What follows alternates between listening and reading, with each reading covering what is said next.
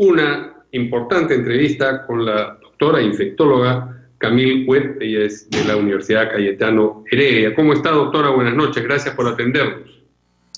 Hola, Mario, gracias por la invitación.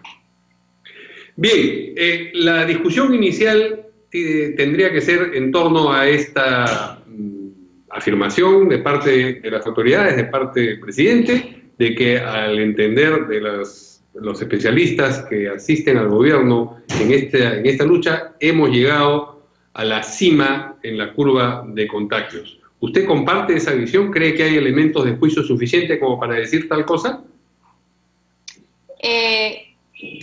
Mira, creo que queremos todos pensar que ya estamos pasando la peor parte, que estamos, digamos, en la cima y que de ahora en adelante la situación va a ir mejorando, ¿no?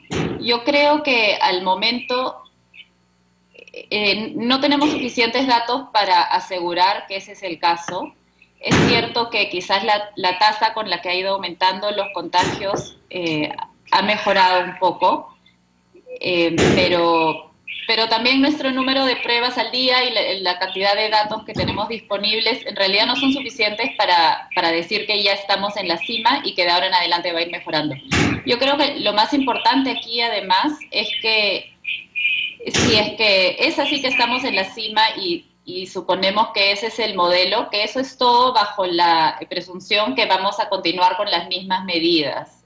Es decir, tenemos que seguir muy alertas y seguir con los mismos esfuerzos que hemos estado tomando, sea cual sean las cifras actuales y el momento en la curva en el que estemos. Es decir, continuar con la emergencia tal como está, con el toque de queda tal como está y con las limitaciones de movimiento tal como están. Eso es lo que me está diciendo.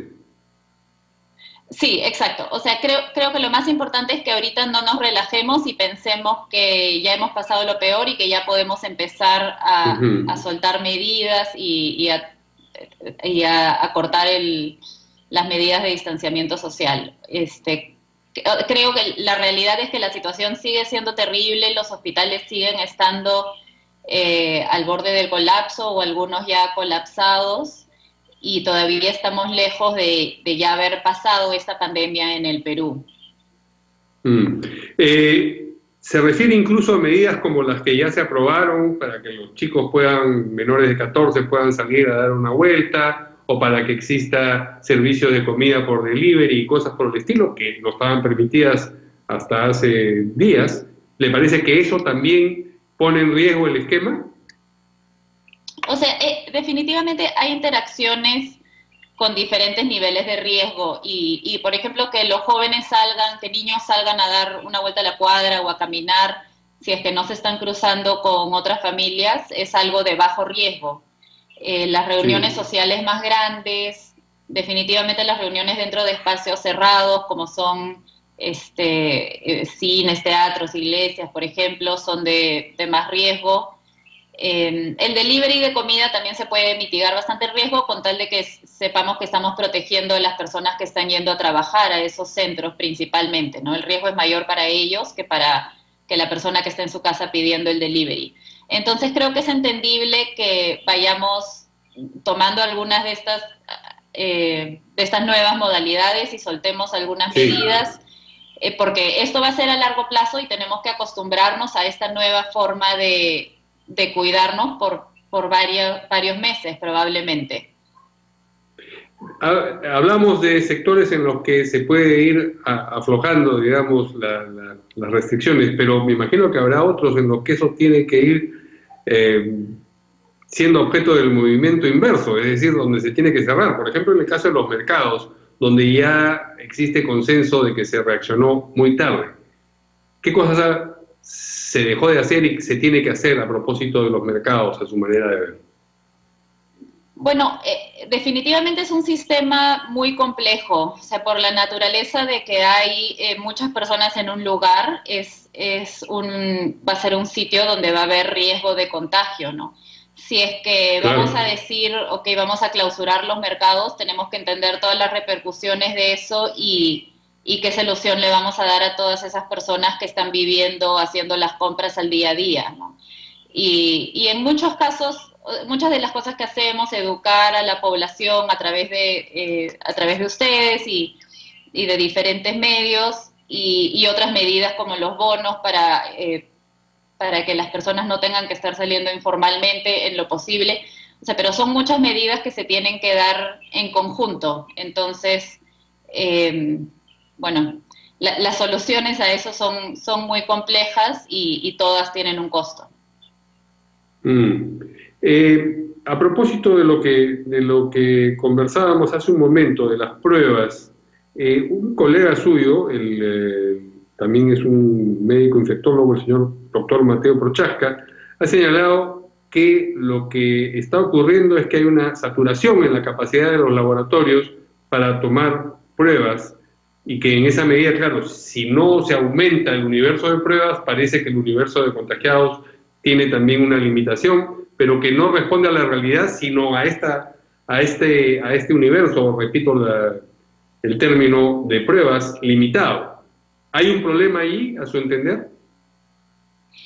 Sí, definitivamente solamente podemos sacar conclusiones en base a la información que tenemos y en varios países ha sido el caso que no tenemos suficientes pruebas para tener un tamizaje muy adecuado de qué es lo que está pasando en la población. Y definitivamente nuestra capacidad de pruebas moleculares está bastante copada y por debajo de lo que sería lo ideal. Y eso es algo que es un resultado de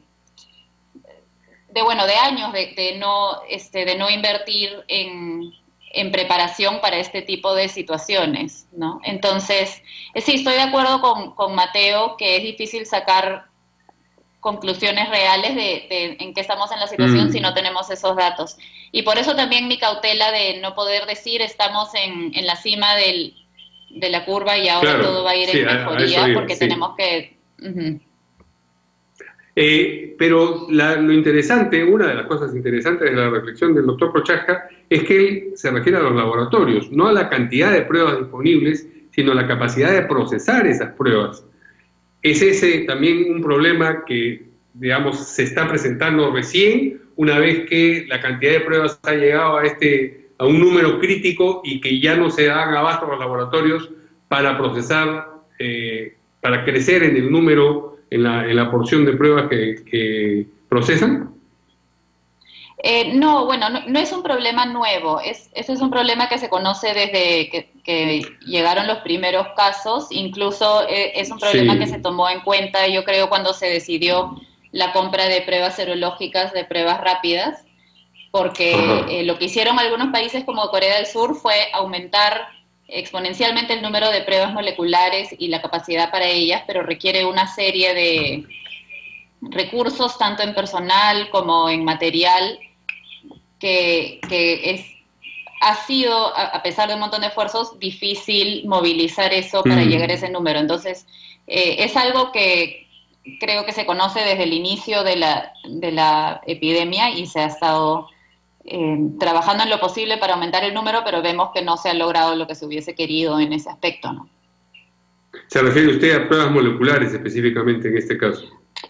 Sí, o sea, quisiéramos estar teniendo capacidad de hacer más pruebas moleculares al día. Sí. Y son varios los factores por los que no podemos, y entre ellos los recursos que requieren estas pruebas y las máquinas mismas, que como país no contábamos con tanto número de máquinas habilitadas, y habilitarlas es un esfuerzo enorme que en varios sitios se ha hecho, pero ha tomado semanas.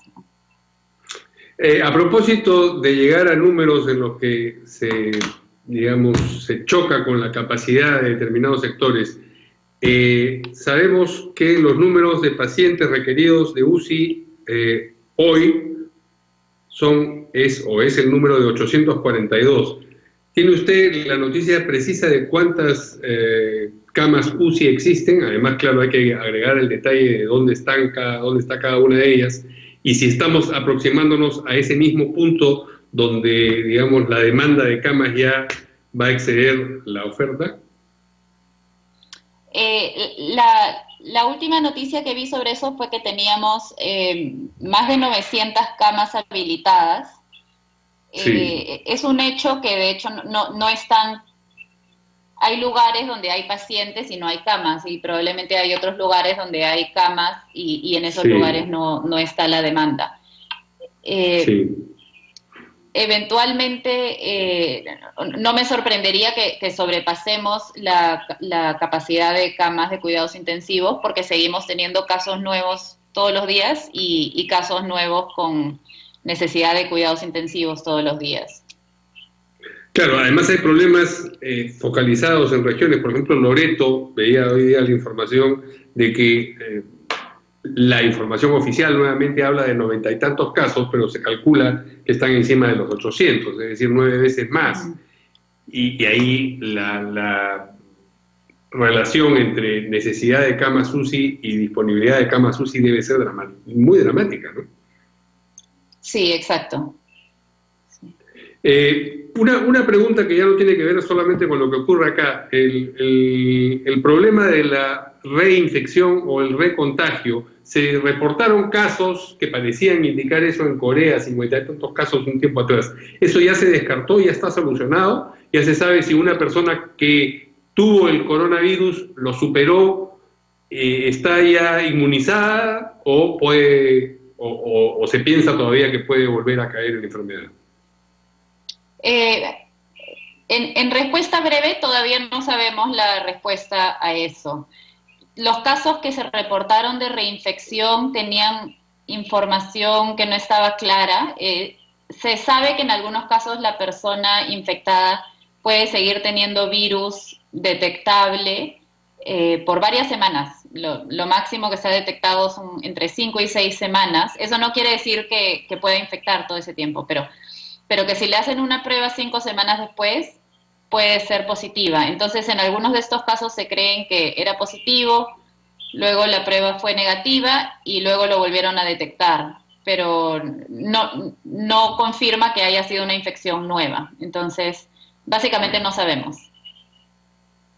Porque eso sí que sería un problema, ¿no? Si las personas que una vez tuvieron la enfermedad pudiesen volver a contagiarse, entonces es un círculo sin salida el contagio. Sí, definitivamente no parece ser lo común, por cómo se han dado las epidemias en muchas personas recuperadas que siguen viviendo en sitios con alta tasa de casos. Entonces, al Ujú. menos es algo reconfortante que no parece ser la situación más común. Bien, a propósito de todas estas situaciones que se le observan al gobierno, volvemos al plano local ahora, la reacción ha sido un poco áspera, ha dicho el presidente, ha hablado de los generales que hablan después de la guerra y dicen yo habría hecho esto, yo habría hecho lo otro, y se refiere en muchos casos, por supuesto, a los especialistas en salud. En este momento, además, hay una disputa con el colegio médico. Pero no se trata de generales después de la guerra, porque la guerra todavía no ha terminado, ¿no? Sí, definitivamente seguimos en el medio de esto. Eh, Constantemente nos tenemos que acordar que todos los que estamos respondiendo a esto lo estamos haciendo por primera vez y hay mucha expertise en salud pública, en epidemiología, pero es la primera vez que estamos afrontando una pandemia de este tipo y con características de enfermedad que conocemos día a día. O sea, cada día estamos teniendo información nueva y esto causa que algunas de las decisiones que se hayan tomado antes las reevaluemos con otros ojos. Y por otro lado, como decía, sabemos que nuestro sistema de salud no era el más equipado para manejar una Ah, pandemia de este ciertamente, tipo, claro. entonces se tienen que tomar esas limitaciones en cuenta también. Su Eventualmente el tiempo dirá balance, cuál hubiese sido la mejor manera de responder. sí, definitivamente, ahí sí seremos todos generales después de la guerra, pero su balance hasta Exacto. el momento de cómo se ha manejado desde la perspectiva de la salud específicamente este problema, porque ciertamente tiene otras aristas, ¿es positivo? Sí, yo creo que se han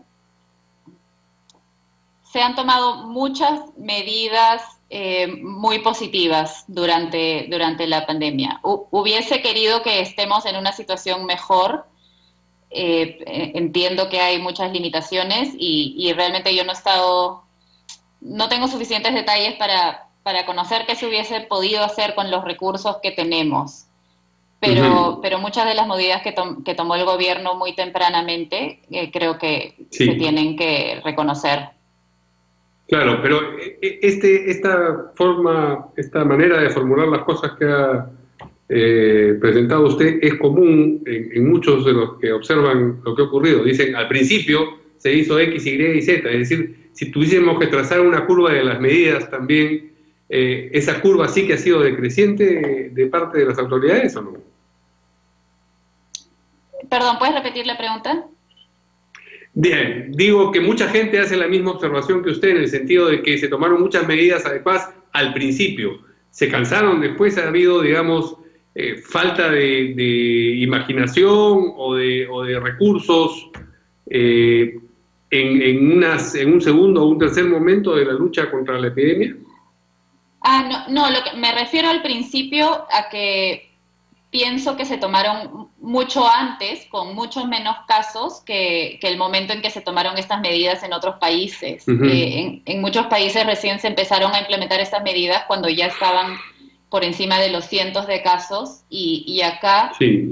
Se tomaron un poco antes. Y quizás en parte porque conocemos las limitaciones de nuestro sistema de salud y tenemos muchísima menos capacidad que varios de estos otros países. Definitivamente hay algunos temas operacionales que han sido complicados y que creo que son parte de las características de nuestros sistemas, que a veces diferentes, o sea, no hay una comunicación fluida entre todos los aspectos del sistema de salud, ¿no? Que es un problema que también ya conocemos hace tiempo. Muy bien, yo le agradezco mucho esta entrevista a la doctora Webb y esperemos todos tener noticias mejores, efectivamente, de haber llegado a la cima y comenzar a bajarla en la curva de infecciones. Buenas noches. Ok, gracias. Bien, eso ha sido todo por hoy, ¿o tenemos la nuez todavía? Vamos con la nuez.